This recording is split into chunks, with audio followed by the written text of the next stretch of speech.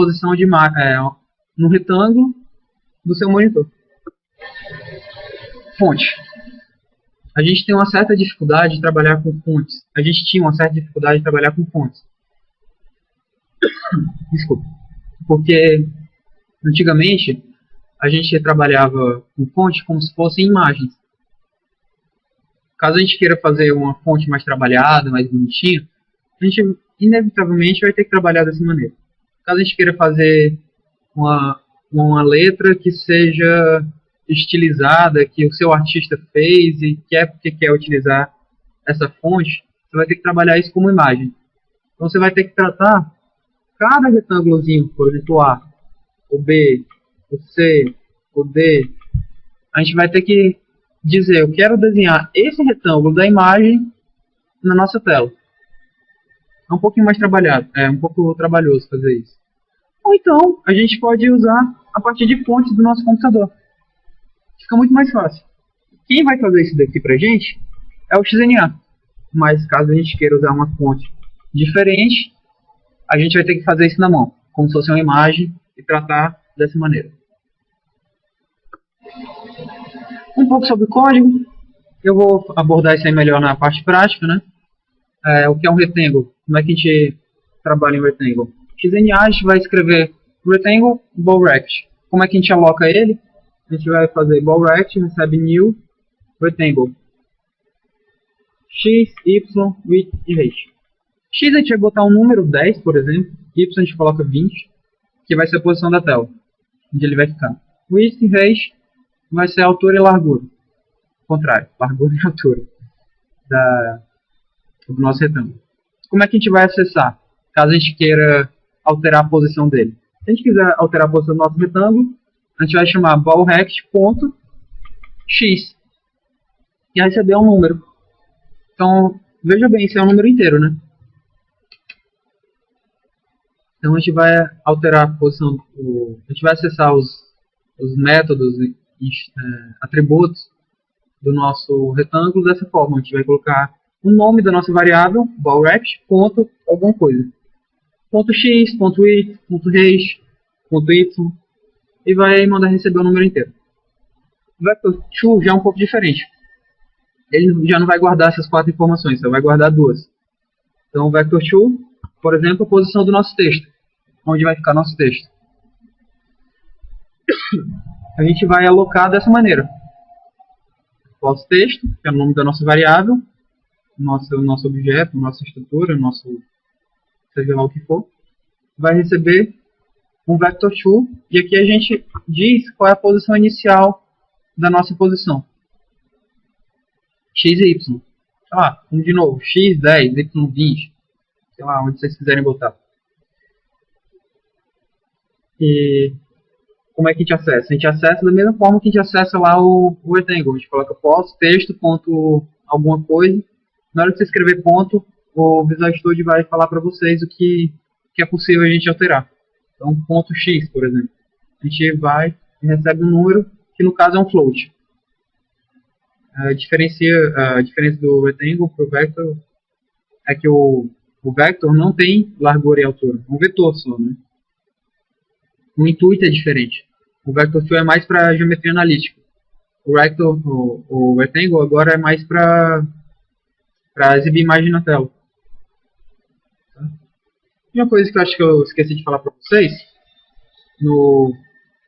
sobre Factory 2D, o Y cresce dessa maneira e o X cresce dessa maneira. Então o Y cresce para baixo e o X cresce para lá. Então aqui vai ser o 0, vírgula 0. E aqui vai ser o tamanho da sua, vai ser, sei lá, 400 por 800, 800 por 600. Depende do tamanho que você quiser. Certo? Esse pontinho aqui embaixo. Então, Y vai ser positivo, vai ser mais positivo quanto mais ele desce, e o X vai ser mais positivo quanto mais ele vai para a direita. Fonte, códigos.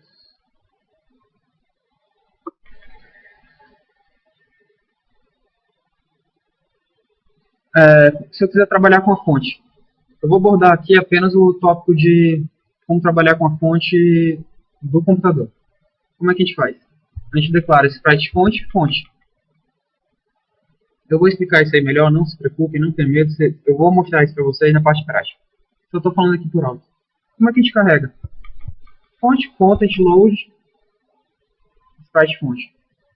Isso é uma coisa meio estranha para quem nunca viu, mas isso aqui é um objeto, content, gerenciador de conteúdo da gente. Eu estou dizendo carregue, load, né? Carregue um objeto do tipo sprite fonte. A gente coloca dessa forma, que isso aqui é um generic.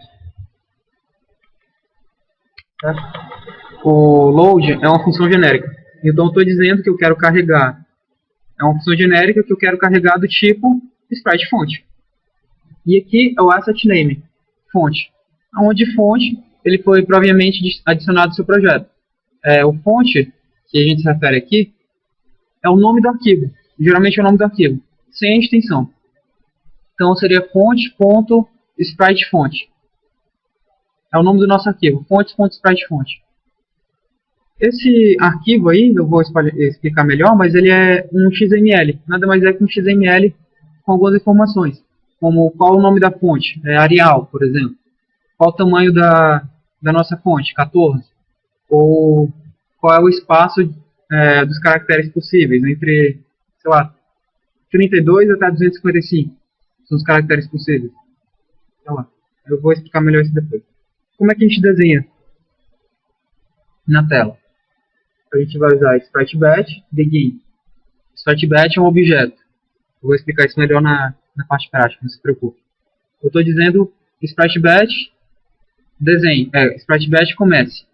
E depois de desenhar, SpriteBatch end, termine de desenhar. Pare de desenhar. O que é isso daí? SpriteBatch é uma sequência.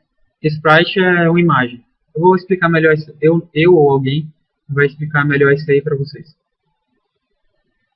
E como é que a gente manda desenhar? A SpriteBatch, drawString.